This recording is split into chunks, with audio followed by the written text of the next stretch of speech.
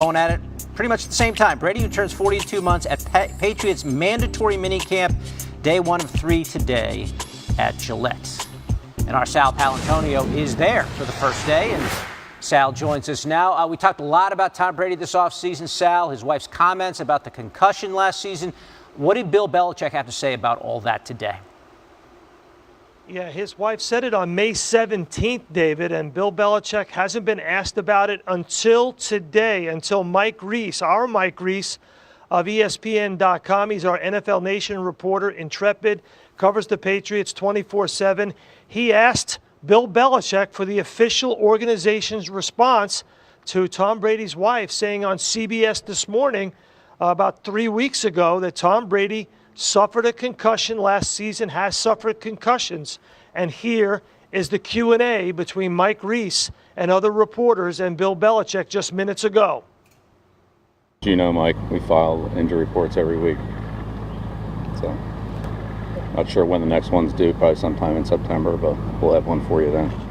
You know, our medical staff really handles the injury situation with players.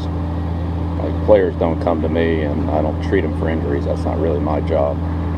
That's what we have medical staff for. To what degree is player safety important to you personally, particularly as it pertains to concussions and traumatic head injuries?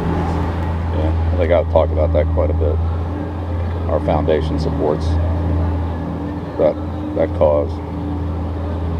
Personally, I've spent a lot of time on it.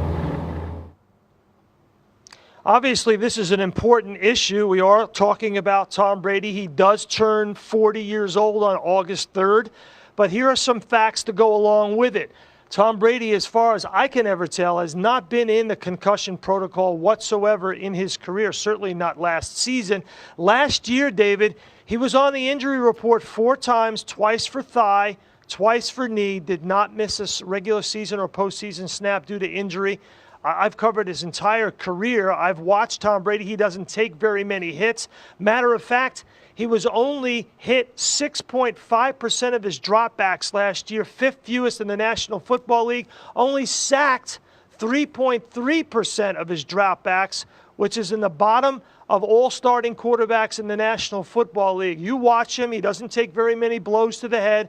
I've never seen him in the concussion protocol on the sideline. Nevertheless, it's a tricky issue with concussions and head injuries, and it's certainly something we will ask Brady about when he becomes available. We are told, David, that he might not speak today, and he might not speak at all during this mandatory minicamp, and the NFL says it's up to the Patriots, the individual teams, who they make available, but certainly at some point, even if it's in training camp in a couple of months, Brady will have to answer these questions. Yeah, I mean, Gisele's comments sort of had people pouring through Patriots game film, trying to figure out when he might have suffered a concussion, and it was really hard to tell at any point during the season. Sal Powell giving us the very latest from Foxborough, day 1 of this 3-day mandatory minicamp for the Super Bowl champs. We got Teddy Bruschi and Adam Schefter with us. You can't tell. You can't tell? A lot of times you just can't tell when maybe even a mild concussion has happened. If your head, the back of your head hits the turf, or you've been dinged by like a linebacker hitting somebody, or a quarterback, boom, you hit the turf.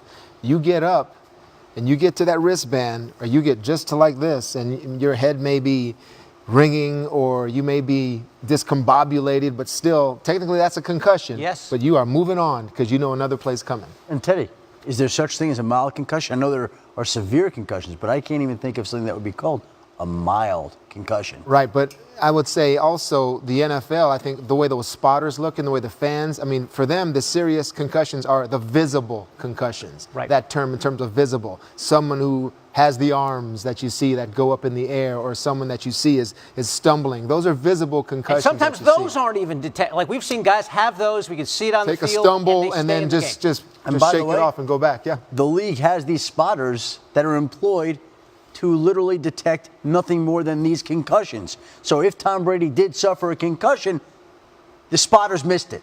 The spotters missed it at some point in time. They've missed a few. It seems like from what we've been able to see from game film.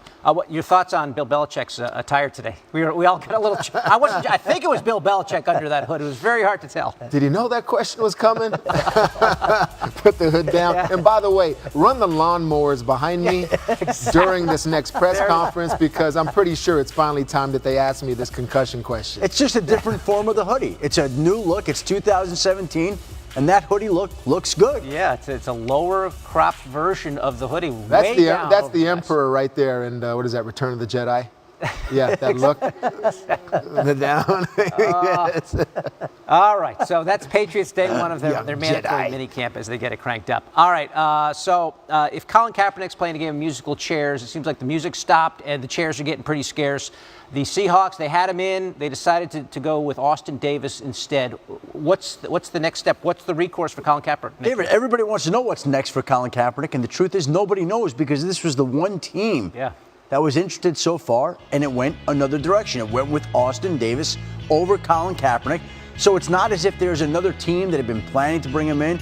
As Phil Yates pointed out before, sometimes teams will see other teams bring in a certain player, and that inspires some conversation, some activity with other teams. That hasn't happened with Colin Kaepernick. There's been one team that contacted him this offseason, one team that brought him in. That one team went with Austin Davis. What do you So make now of I that? think you wait for a reset for some team to suffer an injury, have a need at the position, and then maybe something happens then. And you're not bringing in any other player. I mean, this is a player that was very controversial last year. There are channels where a GM and a head coach would have to go through, starting with the owner. How would he approve it? Then starting with the room. This is the quarterback position now. So if Russell Wilson were to go down, Colin Kaepernick is at the podium, mandatory, twice a week or something like that, whatever it may be. So, and how would Russell handle that? So you're going to your quarterback room, you're going to your owner, you're going to your team captains. Is this someone that would be welcomed in our locker room? In a locker room of the Seattle Seahawks, that's been reported that there has been strife between the offense and defense. Does Pete Carroll need this also? I think he made a decision that was best for his team and his locker room, probably. I know Pete was saying he's also a starter, but I think Pete had to consider all of this when you're considering signing Colin Kaepernick, and he passed. By the way, the last NFL game Austin Davis won was against Colin Kaepernick. 2014. All right, we have not seen Odell Beckham at OTAs. We have seen him at the NBA Finals, which is nice, but what do we know about that? Why is he not there? I think this is one of the biggest misguided storylines and narratives of the offseason. Everybody's talking about Odell Beckham Jr. not being a good teammate, having to grow up, being immature, being in the wrong place. Look, the fact of the matter is, he hasn't said it, his agent hasn't said it, nobody in his camp has said it, nobody in the Giants camp has said it, but he's due to make $1.8 million this year. He's arguably the second most popular player in the game behind Tom Brady. Odell Beckham Jr. also will make $5 million this year from Nike. He can't afford to be at Giants camp without a new contract. This, in my mind, nobody's said it, nobody's confirmed it, nobody's validated it, but this has to be purely contract-driven.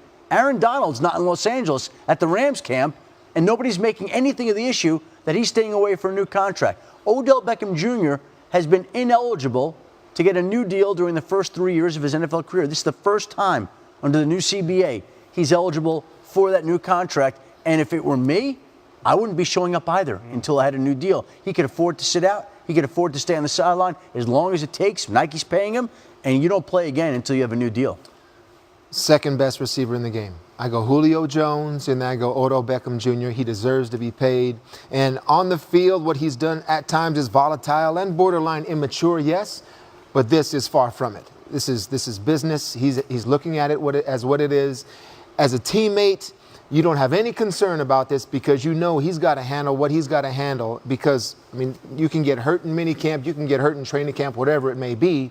But if it gets to September, all right, and then his subtraction is preventing us from winning football games, as teammates, that's when you start to say, hey, man, can we get back here now? But you hope everything works out so he gets the contract that he deserves, and he does deserve a monster contract. Got to wrap. Just really quick, clarifying. So you could see him maybe perhaps sitting out a little bit of training camp as well. Well, look, the next step is mandatory mini camps next week. Yep.